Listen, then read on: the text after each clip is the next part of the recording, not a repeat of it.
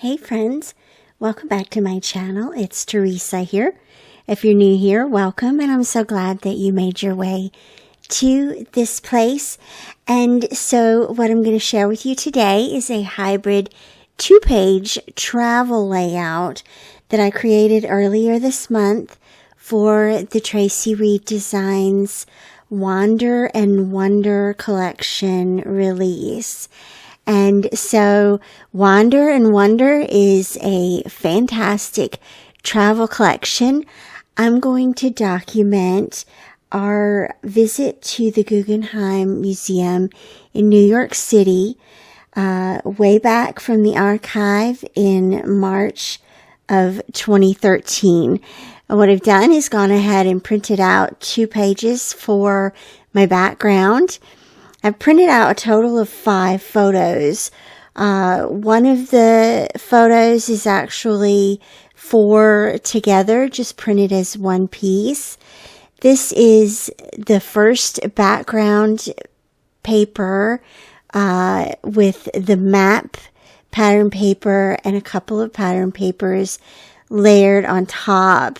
And then the second page for this layout is actually a photo looking up from underneath the portico at the Guggenheim, and it created this really striking line at the top, from the top of the building, contrasted against the sky.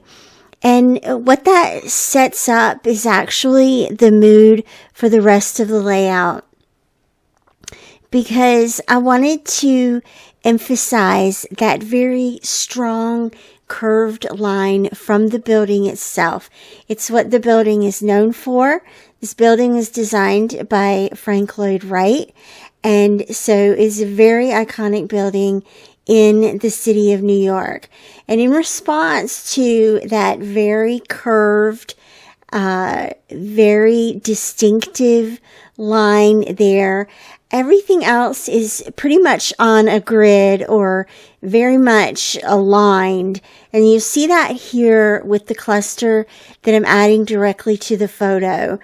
It's the photo of the building in situ, where it is along the street, right? Every unassuming building, boom, this big circle winding thing, and then unassuming building. And so it definitely catches your eye. That was the intent behind this building.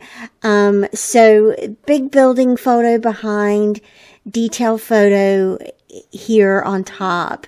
And then, that is very much aligned with the journaling on the page.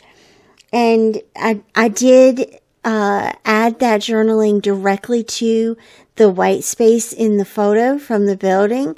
And then everything else kind of aligns and sprouts off of that very distinctive grid alignment there. For the other side of the layout, this is the map patterned paper in the collection. And so I mentioned how I printed these 4 photos as a collage. They're all one piece.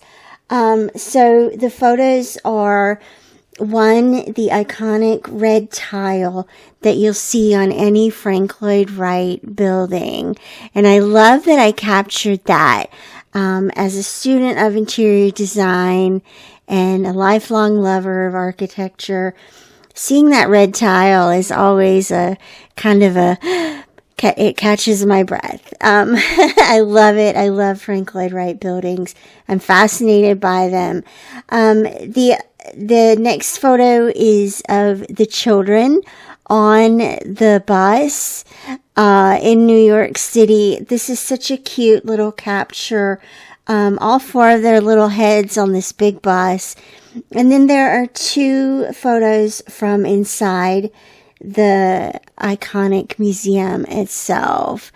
And I've accentuated around the cluster here, or the collage, with some journaling tabs from the collection and the map icon the camera icon, and then the "We Were Here" word strip there with the geotag icon.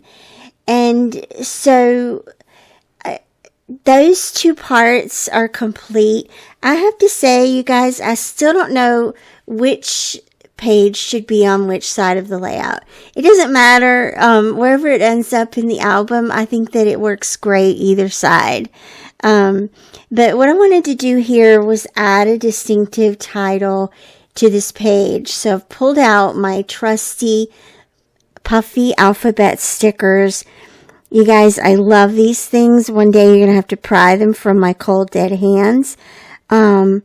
I just love the flexibility of them and how many colors I have. And it's just been the collection that I've gathered over the last decade or so, probably. Gosh, that's hard to believe. But at any rate, what I want to do is, again, accentuate this sweeping line from the roof of the Guggenheim. And so I'm going to allow this title to follow that line. I've found these black and white alphas from Felicity Jane.